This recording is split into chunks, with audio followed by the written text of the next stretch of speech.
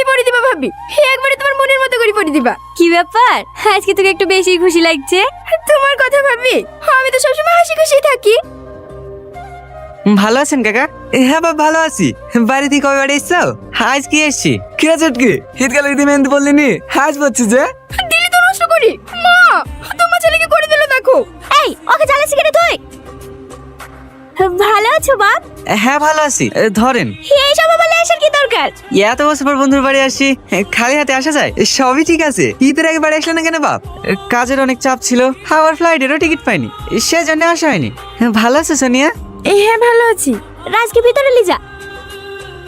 ছুটকি যা একটু দোকানে যা। তোমরা সবাই ছুটকি বলে ডাকবো, তোমার নাম সোনিয়া তো কেন? আমরা তো তোকে সবাই ভালোবেসে ছুটকি বলে ডাকি, এই কথা রাগ করলে হয়? যা যা, তোর আবার আমার পকেট থেকে টাকা লি দোকানে যা। ভালো লাগে না। কি হলো বসে আছে খা। হ্যাঁ হ্যাঁ। রাজ দেখো, বাবুর আব্বা সোনিয়ার লেগে এই ছেলেটা দেখিছে। ভালোই লাগছে। বাড়ি কোথায় ছেলেটার? আমাদের পাশের গ্রামে। কিছুদিন আগে ছেলেটা পুলিশে চাকরি পেলো। এই বয়সে বিয়ে দেবেন? হ্যাঁ বাপ, চোখ ভালো না। মেয়ে তো কাকু কখন ভালোবেসে বসে থাকবে? ওরা বাবার ওসব ভালোবাসা টালোবাসা পছন্দ করে না। আমার অনেক ভয় লাগছে। যদি ওই ছেলেটার সাথে আমার বিয়ে দিয়ে দেয়, তুমি কিছু একটু করো, আমি অন্য কাউকে বিয়ে করতে পারবো না। তুমি এত ভয় পাচ্ছ কেন? এই রাজবেশি থাকতে তোমার কোথাও বিয়ে হইতে দেবে না। আচ্ছা রাজ, তুমি একটা কথা ভেবে দেখিছো? আব্বা মা ভাই যদি আমাদের দুজনের ভালোবাসার কথা জানতে পারে, তাহলে কি হবে? কি আবার হবে? আমাদের বিয়ে দিয়ে দেবে। জীবনেও দেবে না।